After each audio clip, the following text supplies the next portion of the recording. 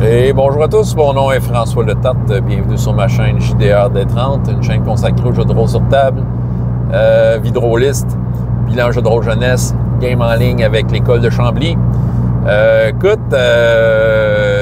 Première game officielle, la semaine passée, ça a été pénible faire les personnages. Il y avait, comme c'était le festival du manque d'attention. J'avais encore le petit joueur manque d'attention aujourd'hui aussi. C'était moins pire.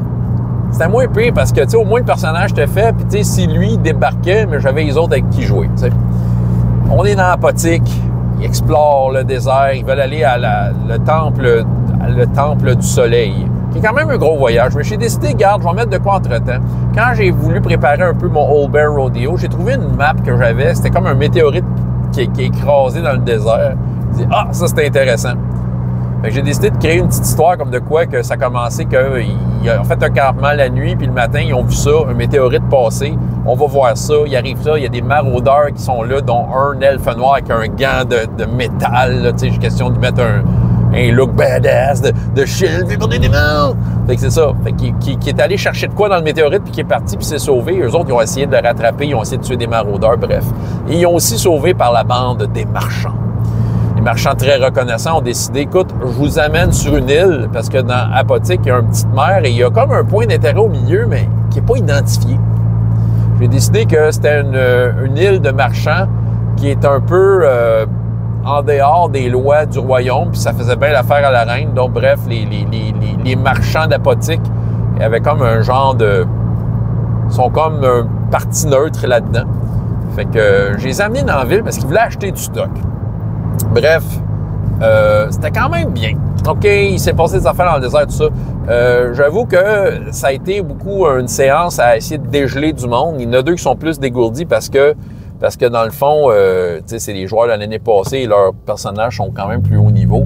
Les autres commencent, fait que ils apprennent à jouer. C'est comme, oui, tu peux faire ça, tu peux faire ça. C'est un peu de guider les joueurs vers, tu peux essayer ça, tu peux essayer ça. Est-ce que tu veux faire ça? Souvent, ils vont dire, ouais, ta suggestion, mais à un moment donné, il faut qu'ils pensent par eux-mêmes. À la fin, c'était pas si pire. Moi, j'ai fini ça comme en leur envoyant des screenshots des équipements, puis magasiner, On va voir ce que ça va donner. Mais en même temps, j'ai décidé de créer une petite intrigue. Quand ils sont arrivés au port, il fallait qu'ils aillent par un radeau autorisé par les marchands. Ils ont vu les chevaux des maraudeurs dans l'écurie sur le bord de l'eau.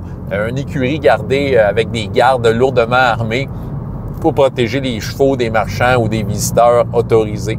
Parce qu'il faut être autorisé. Donc, les maraudeurs sont autorisés sur la fameuse île de Valkyrie. C'est le nom qu'ils ont trouvé. Fait que là, ils ont fait une traversée en radeau. Autorisé par les marchands, ils sont arrivés au port, ils ont vu comme deux des maraudeurs, mais pas l'elfe noir au gant de métal. Deux des maraudeurs jasaient avec un marchand de poissons. Ils ont décidé de le laisser faire, mais sauf que moi, je plante des graines. OK, les maraudeurs sont là dans la ville avec un objet qui sont allés chercher. Quelque chose sont allés chercher dans le météorite. Eux autres se sont pris des échantillons de météorite, mais tu sais, le voleur qui a des niveaux, une lame qui annonce le danger à l'approche du météorite, il a senti le danger, mais il sait pas quoi. Il y en a qui ont pris des morceaux de météorite, d'autres pas, sachant que c'était peut-être dangereux. Il y en a qui ont pris le pari, d'autres pas. Ça m'a donné une idée qui va amener peut-être une idée dans un one-page dungeon. Tu sais, ça, moi, dans le fond, je veux juste ouvrir la porte d'un intérêt, c'est ça, puis mettre l'elfe noir au gant de métal, tu sais, d'Apothique là-dedans. Tu sais, un boss badass.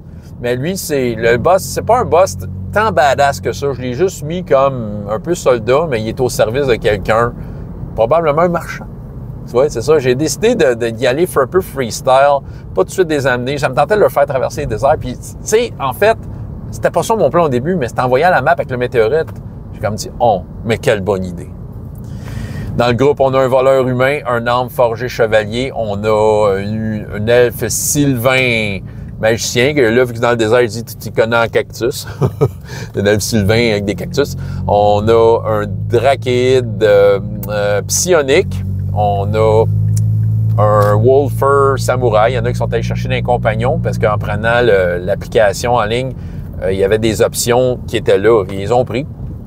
Pourquoi pas? On va jouer avec des profils du compagnon. Je vais pouvoir les exploiter pour vrai et les pratiquer en quelque sorte. Parce que je les connaissais moins, eux autres. J'ai quelques personnages qu'ils avaient. Quand que le monde prenait de ça dans le compagnon, j'en avais 2 personnages l'année passée.